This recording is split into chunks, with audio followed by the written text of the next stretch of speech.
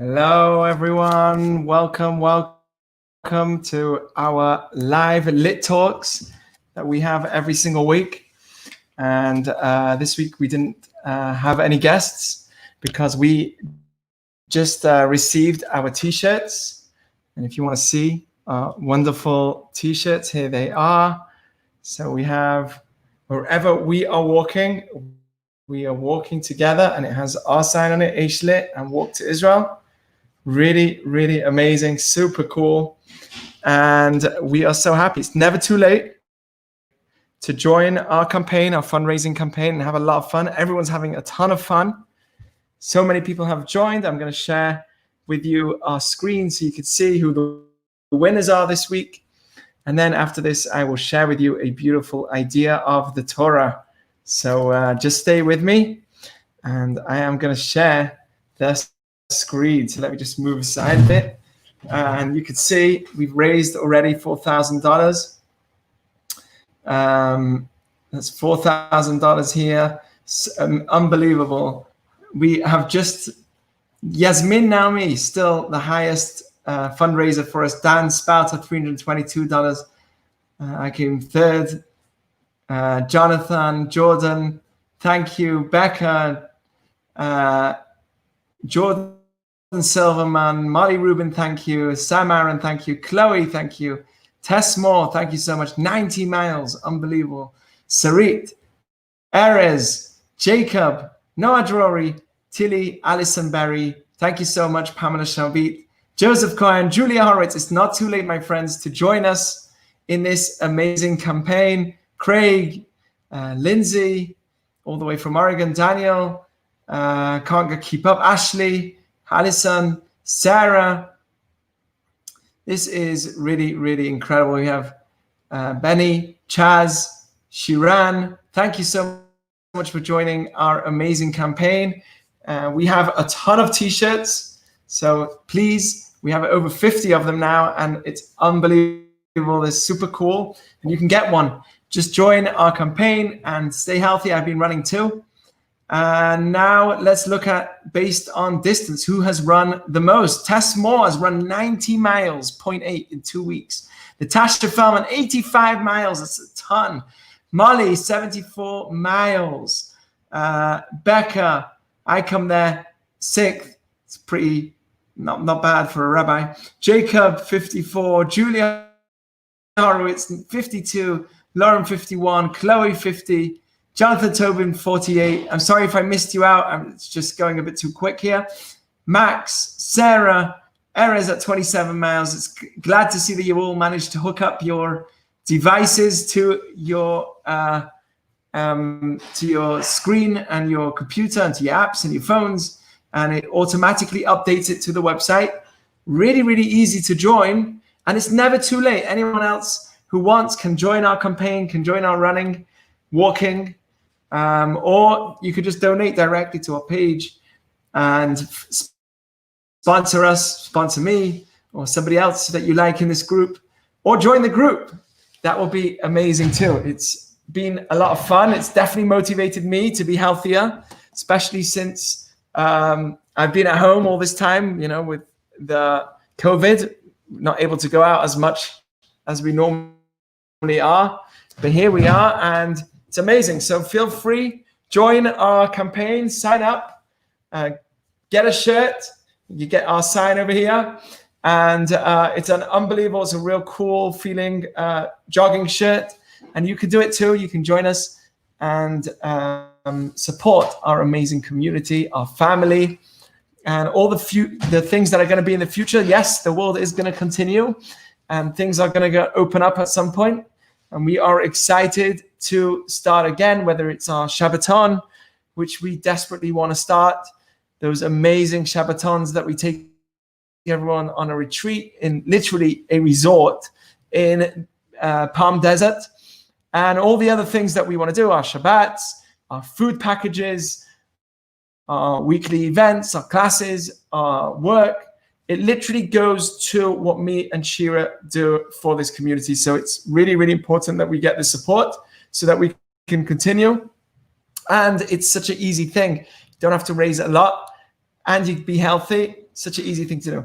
So I do want to just close off and share with you one or two words of the portion of the Torah portion, some wisdom, because that's what we're all about. We're all about sharing wisdom and coming a team, a group, a community that is all willing to learn and grow, not just be a community, but growing Jewishly as well.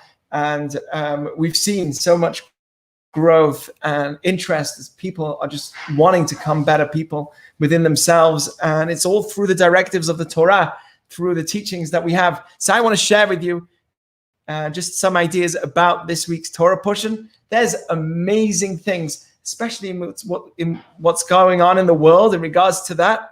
When you look at this week's Torah portion, you're like blown away, because it's literally all the things that are needed in order to make a healthy society. So many different ideas that we need in our lives to make our society healthier. And it starts with the title of this week's Torah portion. The title is called Ki Tetzeh, when you go out.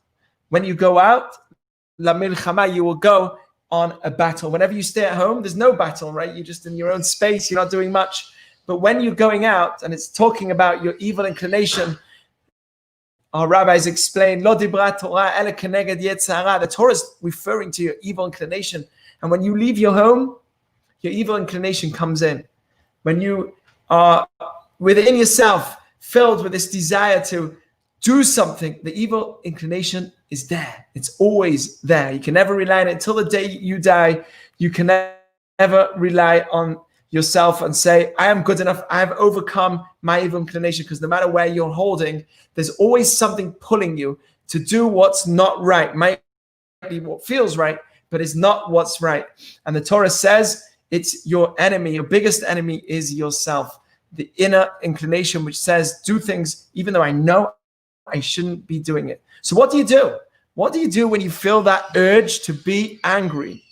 What do you do when you feel that urge to follow that desire? You know you shouldn't be doing it, and there's a feeling inside, I shouldn't be saying something, but I just need to say it because that guy's annoying me or that girl's annoying me. What do you do? How do you overcome in that inclination? This specifically refers to the inclination of our desires in terms of sexuality especially. But what do we do? What do we do when that desire within me is kicking full force and it's like, get it out there, and I'm in a war, and I'm like, I don't want to do this. I can't. It's so hard. How do I overcome it? The Torah gives me a tip.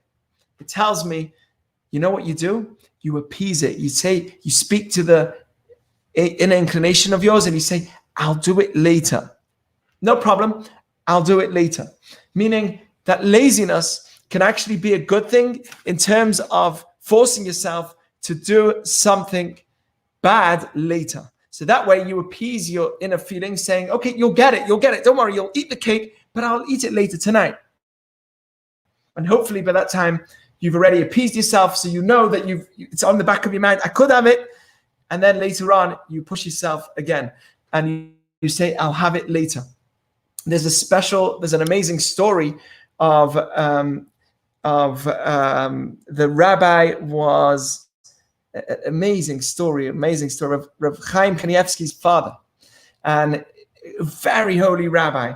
And he was in, I think it was with him, he was in Russia, and he had to be in the army. He was forced to be in the army, fighting in the army. And it was very cold at night. And there was a coat, there was a jacket that he had to wear. And this jacket that was the only jacket he could use in order to survive the night. It was freezing. And what he did was, as soon as he put the jacket on, he realized, hey, maybe this jacket isn't kosher for me to wear, because according to Judaism, I know this sounds strange, but according to Judaism, we have actually brought in this week's Torah portion a rule that you can't mix wool and linen in your clothing together. It's not very common today, but you can find different paddings of the clothing that we wear that there's wool and linen mixed together. So he said to himself, I don't know what's in this coat. Maybe I can wear it, maybe I can't, but I don't know what's in this coat. So what he did was he left it on the side And he said, I'll wear it in another 10 minutes. When I feel really cold and I need to wear it to survive, I'll wear it in another 10 minutes. And 10 minutes came along and he said, but I need to wear the coat. You know what? I can wait another minute. And he kept going for hours on end, saying, I'll wait another 10 minutes. I'm still warm enough. I'll wait another 5 minutes, until he managed to go through the entire night. So much self-control. And eventually just go through the entire night, even without wearing this jacket. So when a person wears not just the jacket, but just in general, when we are able to overcome our inclinations, the best way to do it many, many times is to appease it, to say to yourself, okay, I'll do it later. I'll do it. Laziness can actually be good. We all know that laziness is not good for us, but laziness can be good. This is what the Orchot Tzadikim says, a great writer that wrote a book called Orchot Tzadikim, and it's the way of the righteous. It's called the way of the path of the righteous, written many, many years ago. And he says that there is laziness that is good. For instance, a person that's sitting and is lazy to do bad things. He doesn't want to run out there and do bad things or chase after his desires. They said that there's a story, a mashal, a parable of a person that wanted to listen to the king. The king came up to him and said to him, listen, you should go to this and this place. I need you to go and get me something. And he knew that if he went to that place, it was too dangerous. There were dangerous animals, and he would be in absolute danger if he would go into this place. And the king commanded him to. He didn't listen to the king. And then the king got upset with him and told him, why didn't you listen to me? So he says to the king, it's better that you get upset with me and I'm alive than you should pray for me and I am dead.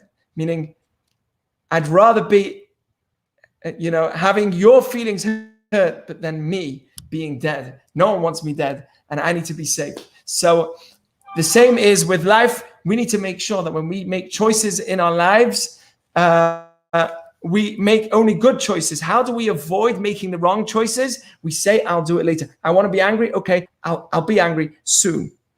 Go to the other side and you hold it. Don't say to you, I'm never going to do it. I'll do it soon. And that's only in certain cases where you really know you can't overcome your challenge. You can't overcome that inner desire. So that's the very beginning. Keith say, when you get out, when you fight your inner enemy, what should you do? And you feel like you can't, you're overcome with this desire, you just can't. What do? You take it in and you wait. You take it in and you hold on to it for a while. Wait. Say to yourself, I'll do it later.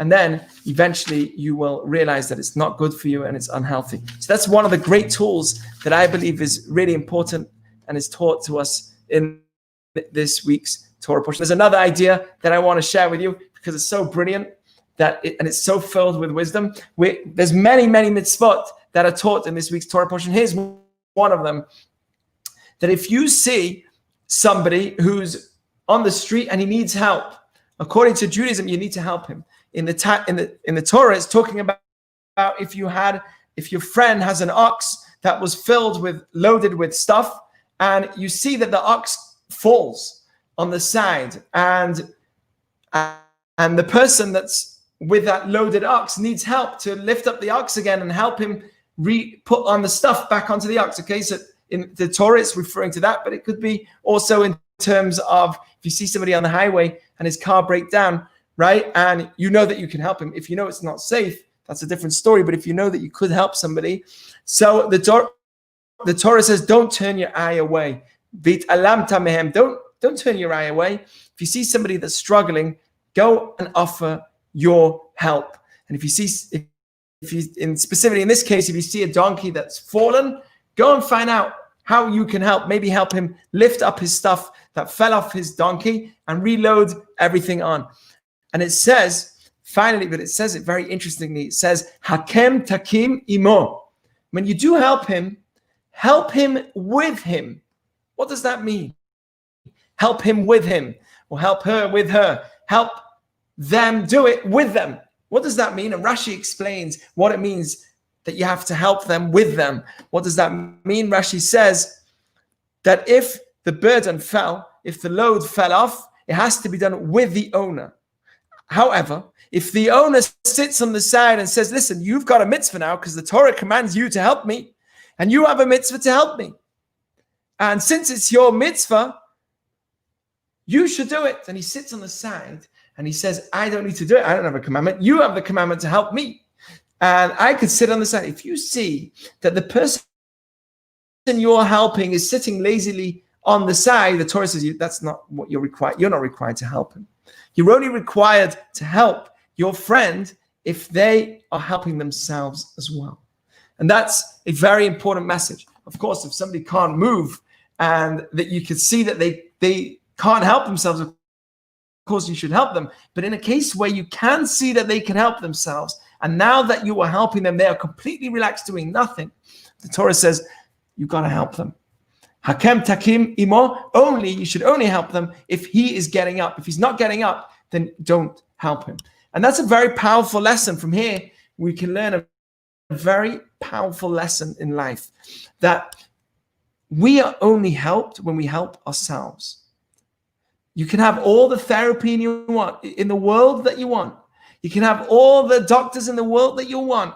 But if you're not trying to be healthy yourself, no one's going to make you healthy.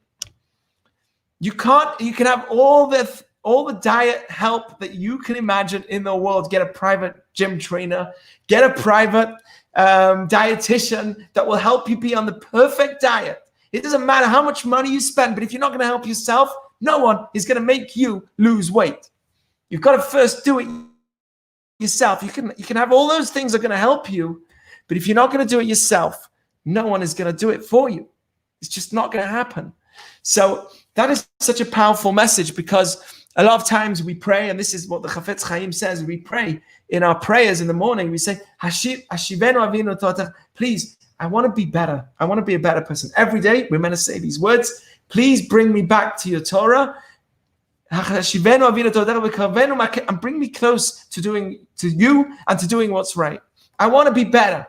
And we all say, I want to be better. I really do. I want to be better. And we say that 3 times a day, at least in our prayers, if you do it. So it's really important that we say, Hashivenu, we pray and say, I want to be better. Because when you pray, you actually show that that's important to me, and you express it with your mouth. It's a really good feeling when you're able to not just think it, but you actually express it silently between you and God. It's an amazing feeling to be able to do that.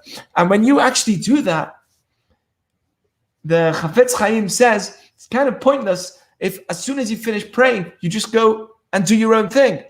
Because you just said, hey, help me be wise. And you prayed, help me be wise. So there's a custom for many that as soon as you finish praying, spend 5-10 minutes to study some Torah as well. Before you leave to work or whatever it is, also learn 1 or 2 words of Torah so that you show that you're honest with your prayer.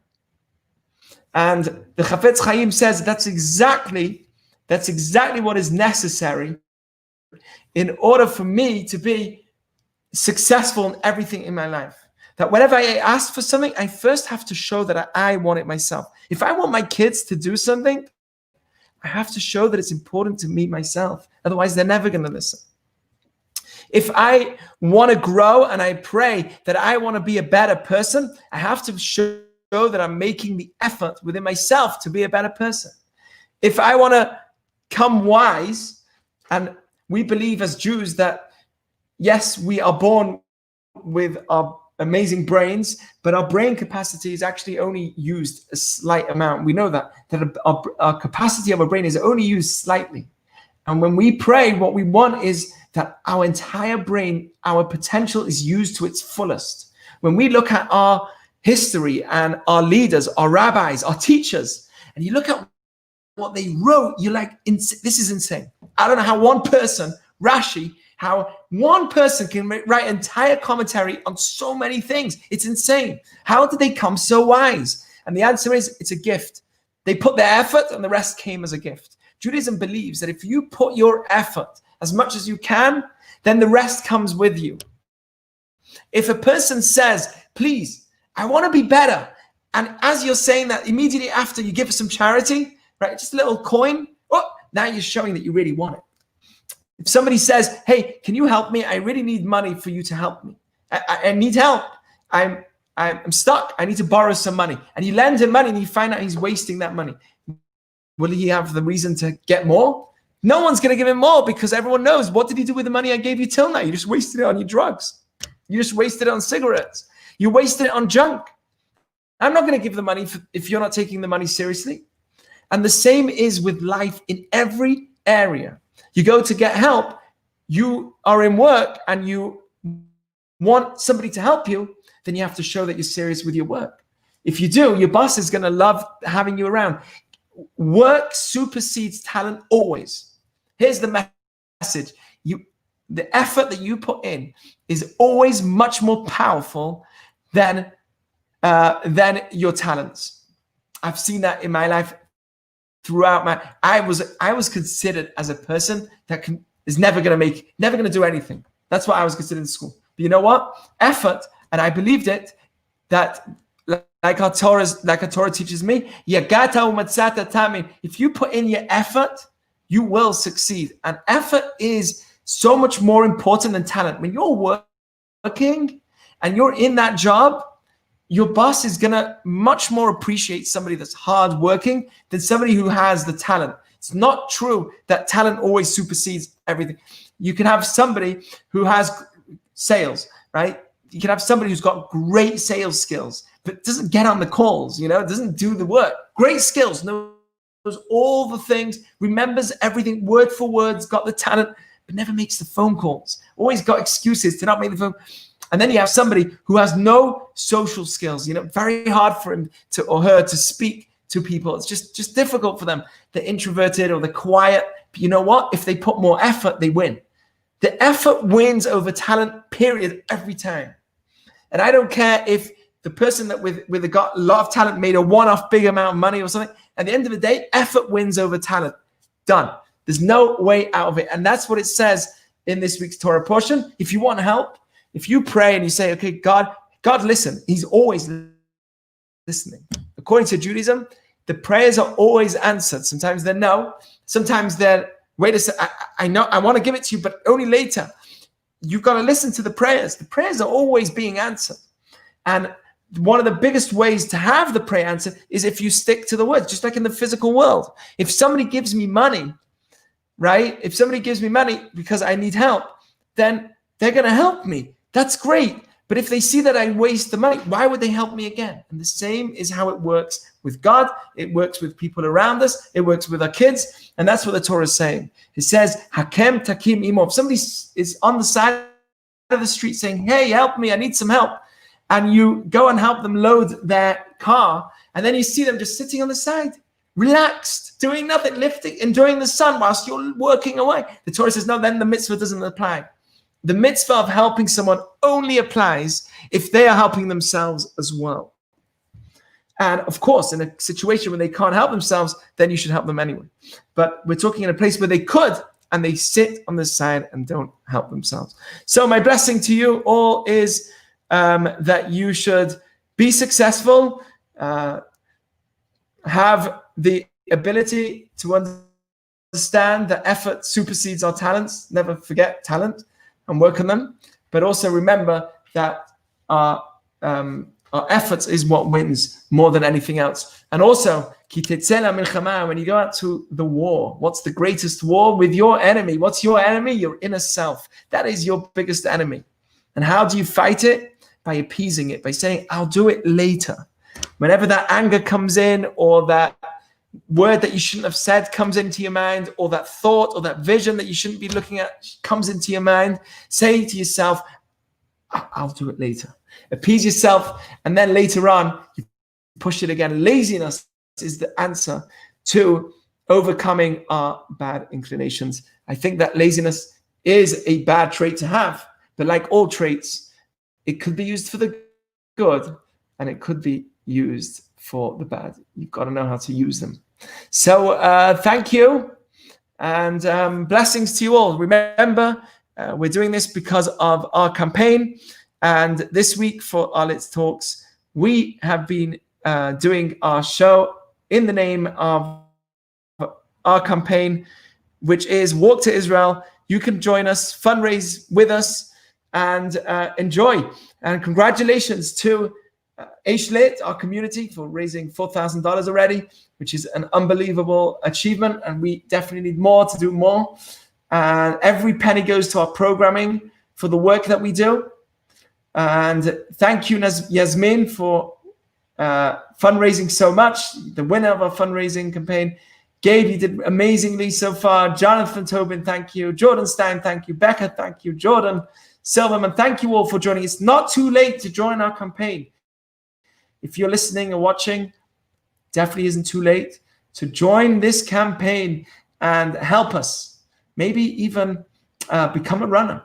If you can't, just make that donation. And if you really want to be nice, do it on my specific running page, so I look good that I fundraised for the organization that is so dear to us and my family, of course. So, yeah, I hope you're having a great Thursday night and a Shabbat Shalom, peaceful Shabbat, loving Shabbat. And remember that we are here with you, with our community, and we are so excited to open up again very soon. And remember that we have 50 shirts. We have 50 shirts with our Lit special sweatshirts, so they're perfect for jogging. Wherever, oh my God, my stomach looks terrible. Wherever we're walking, we are walking together. And it's Lit. It's got a sign there, Young Professionals Los Angeles, and Walk to Israel. Isn't that brilliant?